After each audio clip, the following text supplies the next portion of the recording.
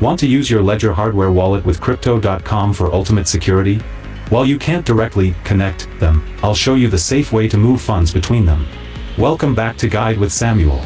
Your Ledger holds your private keys, while Crypto.com is an exchange that holds keys for you. You don't actually connect the accounts. Instead, you withdraw crypto from your Crypto.com app to your Ledger's public address.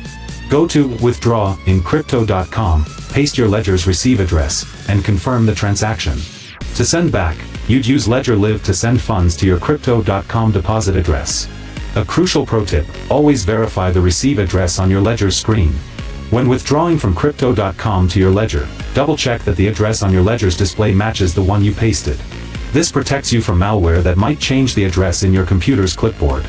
And just like that, you can secure your long-term holdings with a hardware wallet. Using a Ledger with Crypto.com gives you the best of both worlds, easy trading and maximum security. Do you use a hardware wallet for your long-term holdings? For your final question, subscribe for our next video on how to transfer Bitcoin to Binance from Crypto.com. Thanks for watching.